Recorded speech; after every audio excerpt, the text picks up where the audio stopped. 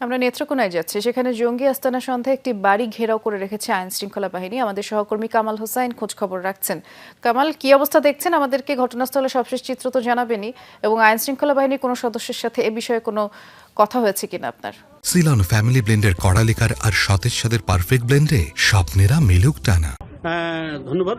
বৃষ্টি, নেত্রকোনার সদর উপজেলার আরাপাড়া গ্রামে, যেখানে এই বাড়িটি আমি যদি দেখানোর চেষ্টা করি, এই বাড়িটিকে যে বিকেল থেকে পুলিশ ঘিরে রেখেছে, এবং পুলিশের যে অতিরিক্ত পুলিশ সুপার হারুনুর রশিদ আমাকে জানিয়েছেন যে এই বাড়িতে জঙ্গি আস্তানা তারা নিশ্চিত হয়েছেন, এবং জঙ্গি কাজে ব্যবহৃত বিভিন্ন গান পাউডার সহ বিভিন্ন সরঞ্জামাদিও তারা দেখতে পেয়েছেন।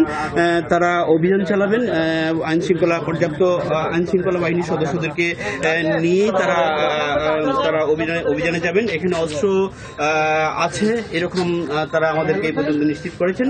তাদের অফিসিয়ালি অভিযান উদ্বোধন কর্মকর্তাদের সাথে তারা কথা বলছেন, এবং তারা নিশ্চিত হয়ে কিন্তু তারা অভিযানে যাবেন, এবং এখানে উদ্বোধন কর্মকর্তারা আসতেছেন এবং তারা কথা বলবেন। আমি এই মুহূর্তে আমরা পেয়েছি নেত্রকোনার অতিরিক্ত পুলিশ সুপার যে হারুনুর রশিদ, তিনি ঘটনাস্থলে আছেন। আমরা জানতে চাইব যে এখানে অভিযান যে আপনারা চালিয়েছেন, জঙ্গি আস্তানা নিশ্চিত হয়েছেন কিনা?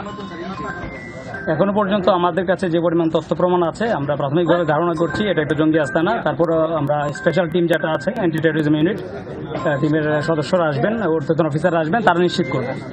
আচ্ছা, শুনছিলেন বৃষ্টি যে এখানে আধা কিলোমিটার দূর থেকে যে আইন শৃঙ্খলা বাহিনীর সদস্যরা তারা স্কট দিয়ে রেখেছেন, বিভিন্ন জায়গা থেকে লোকজন আসছেন, কিন্তু এর মধ্যে যে বাড়িটি কি আমরা দেখাচ্ছি, সেই বাড়িটির মধ্যেই আসলে জঙ্গি আস্তানা রয়েছে। পুলিশ নিশ্চিত হয়েছে, এবং কাউন্টার টেরোরিজম ইউনিট আসলে তারা আইন শৃঙ্খলা বাহিনীর সদস্যদের নিয়ে তারা মূল অভিযানে যাবেন, এমন জানিয়েছেন নেত্রকোনার যে পুলিশ কর্মকর্তারা।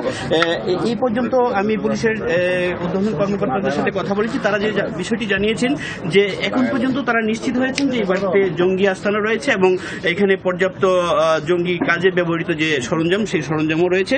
তারা ঊর্ধ্বতনদের জানিয়েছেন, তারা ঊর্ধ্বতন কর্তৃপক্ষ আসলে তারা এই মূল অভিযানে হয়তো যাবেন। বৃষ্টি, ধন্যবাদ। বিস্তারিত করে জানাচ্ছিলেন কামাল, ধন্যবাদ জানাচ্ছি।